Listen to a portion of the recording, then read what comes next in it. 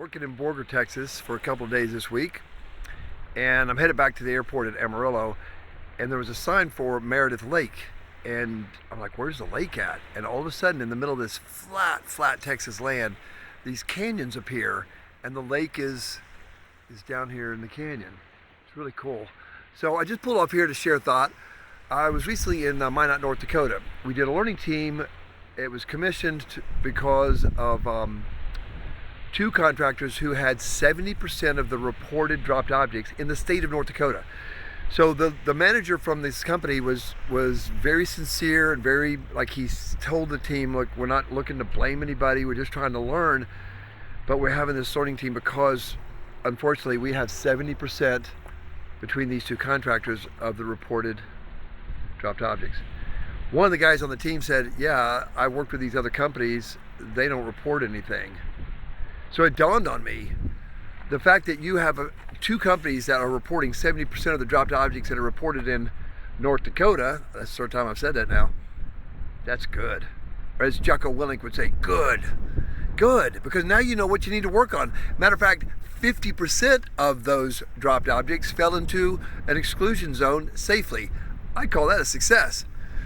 So what originally appeared to be a need for a learning team to straighten out maybe a couple of contractors who were struggling, actually the whole narrative changed. Thank goodness these contractors are willing to speak the truth.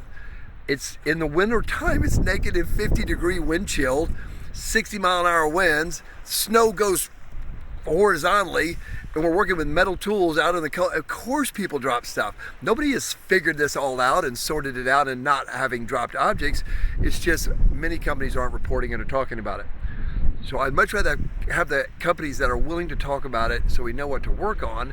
Tethering, exclusion zones, rubber-coated gloves, or I don't know, those football gloves that my son has that have a sticky kind of texture to them so they can catch the football. I don't know, things like that to make it less likely to drop things rather than being so upset that they have the majority of them be sort of thankful that they're reporting it so we know what to work on.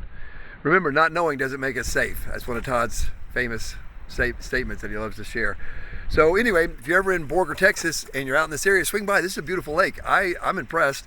And, I'm from Tennessee, so it's kind of hard to impress me when it comes to lakes because we have some beautiful lakes there.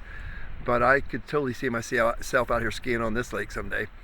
So in the meantime, if you get a chance, right, share some of these thoughts. And I'm always looking for good stories too. If you have any, tell me. And thanks for dialing in for a minute. Hope you're having a good week, and I'll catch you later.